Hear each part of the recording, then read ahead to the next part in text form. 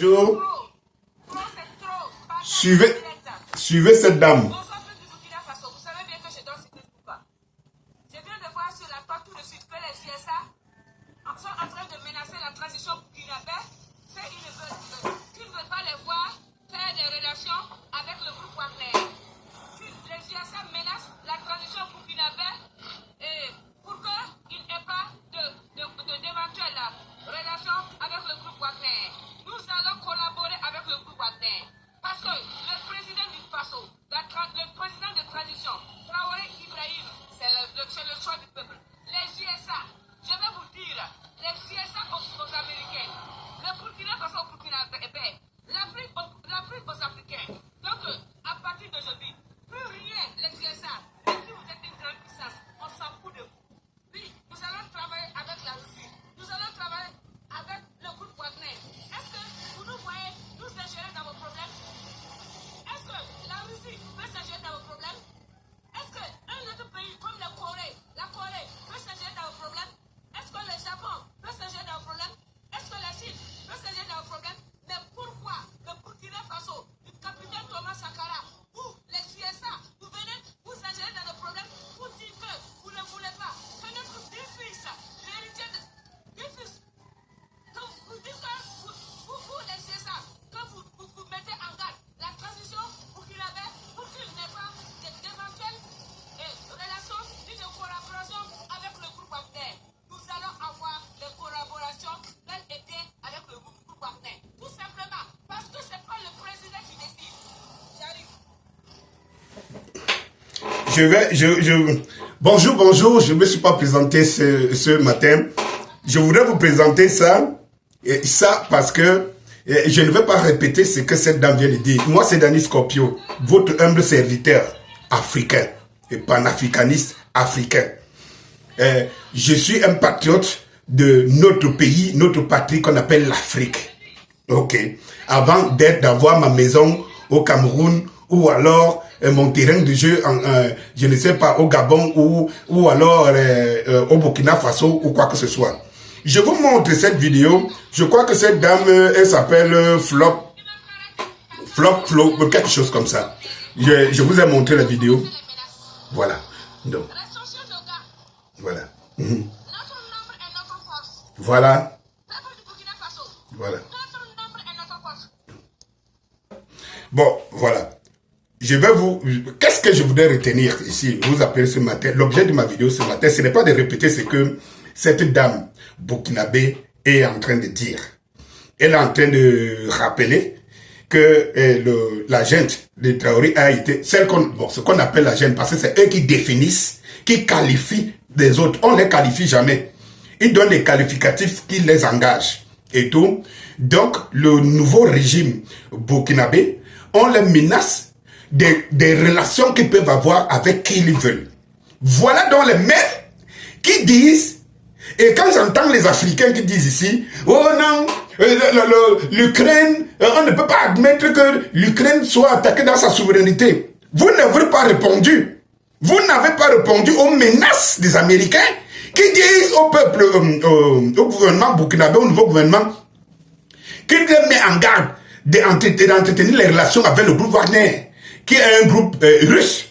Là, tu ne vois pas ces nègres de maison, ces idiots utiles africains qui disent écoutez, respectez la souveraineté d'un État africain. Vous n'en entendez pas. Mes chers Africains, l'heure est grave. Mais l'objet de ma vidéo de ce matin, c'était de vous présenter quelque chose de très important. Regardez la différence entre les femmes ouest-africaines et les femmes de l'Afrique centrale. Les deux pôles d'Afrique noire, ça veut dire que l'Afrique centrale et l'Afrique de l'Ouest. Regardez la différence entre les femmes d'Afrique de l'Ouest et les femmes d'Afrique centrale. Les femmes d'Afrique de l'Ouest sont construites, civilisées, instruites. Vous avez vu cette femme? Elle n'est pas venue vous présenter le bling-bling, le make-up et tout cela pour avoir 2 millions d'abonnés, pour être influenceuse. Non! Elle vient vous parler avec énergie. À un moment, elle s'étouffe. Je ne vais pas vous montrer l'intégralité de la vidéo. Elle s'étouffe.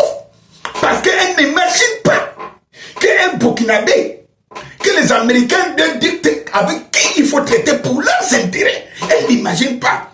Quand vous prenez dans les réseaux sociaux, vous prenez les blogueuses de l'Afrique de l'Ouest et l'Afrique centrale, vous allez vous rendre compte que les blogueuses de l'Afrique de l'Ouest sont ancrées dans leur culture et dans la valeur de leur patrie et de l'Afrique. Elles traitent des sujets, d'abord qui sont des sujets d'ordre social, socio-culturel et tout ce que vous connaissez. Lorsque vous voyez des blogueuses de l'Afrique centrale, les blogueuses de l'Afrique centrale, elles sont dans le bling-bling à l'occidental, elles sont dans le plaisir, dans le jazzique, dans tout ce qui est, ce qu'ils ont, elles-mêmes ont surnommé le Japa. Ça veut dire que les histoires des autres de Congo, ça, et c'est ça qui fait la différence, une des plus grandes différences entre l'Afrique de l'Ouest, qui est le pôle, et ça je vais faire une vidéo pour en parler, de la différence, de l'espoir de l'Afrique que l'Afrique de l'Ouest apporte à l'Afrique tout entière. Et oui, il faut qualifier les gens dans leurs propres valeurs. Je vous montre, présente ici, j'ai eu l'occasion ici, et si quelqu'un ne l'a jamais remarqué, qu'il aille le vérifier, il va toujours se rendre compte que s'il y a 100 blogueuses africaines, ouest-africaines sur la toile, 100 blogueuses de l'Afrique du centre sur la toile, vous allez voir que 95 blogueuses sont ancrées dans les problèmes de société, sont ancrées dans la construction de leur société, sont ancrées dans la construction et le développement de personnel, du bien-être de la société, de l'enfant et tout. Vous voyez du côté de l'Afrique centrale, vous voyez que les blogueurs sont dans le développement professionnel occidental, dans le bling-bling. Elles ne participent pas à la construction de cette Afrique. Et quelle honte nous, les Africains du centre, devrons en avoir. Regardons ça. Si les femmes de l'Afrique centrale étaient aussi engagées, cultivées, aussi proches des choses importantes, des valeurs humaines et sociétales, comme les femmes de l'Afrique de l'Ouest, l'Afrique aurait fait un boom, parce que c'est l'union qui fait la force. C'est l'union qui fait la force.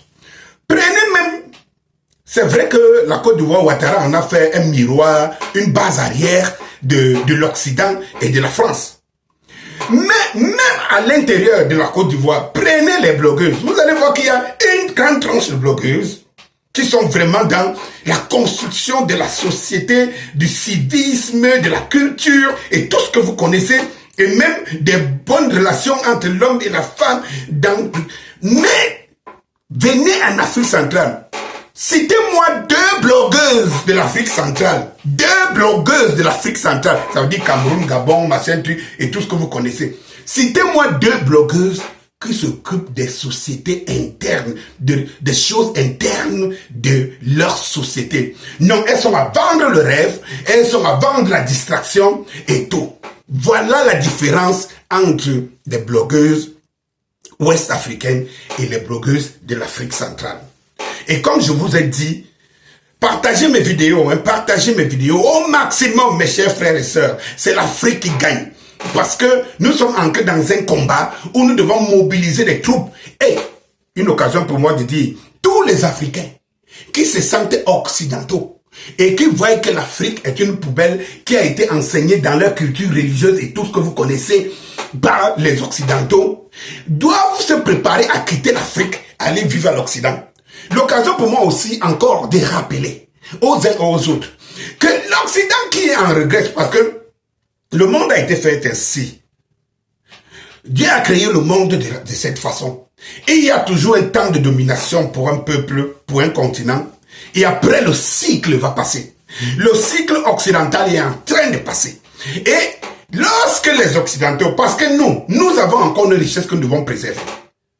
Lorsque les Assimi Goïta, les Traoré, des jeunes comme ça, patriotes africains, nationalistes africains, y compris avec maintenant tout ce que j'ai cité, je cite toujours le Kenny Seba, le Natalia, tout ce que vous connaissez.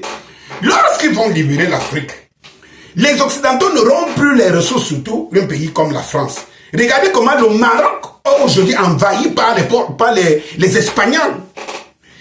Qu'ils vous disent, ils viennent avec toutes les familles en Espagne, en Maroc, et vous disent qu'ils ne comptent plus rentrer en Espagne. La France va envahir l'Afrique. Leur nouveau calcul sera que puisqu'on ne peut plus rien voler en Afrique, allons nous installer là-bas avec nos instruments et tout, et laissons les Africains, on va vous ouvrir les portes, vous allez tous aller en Europe. Vous allez tous aller en Europe. Et eux, ils vont s'asseoir sur des richesses, puisque ce que vous mangez là-bas vient de l'Afrique, et vous ne le savez pas. Ils vont venir s'asseoir sur ces richesses ici, comme ils ont fait en Afrique du Sud. Ils vont venir s'asseoir ici, et ils vont tous vous laisser partir en Europe. Et la galère, l'Europe va ressembler à ce que vous êtes dans vos têtes. Des micro-hommes, des micro-humains qu'ils vous ont inculqués. Et seulement, ils vont nous trouver sur place. Nous, les vrais panafricains. Je voulais vous dire que ma prochaine vidéo, que vous allez partager énormément, serait l'espoir ouest africain pour sauver l'Afrique. Merci.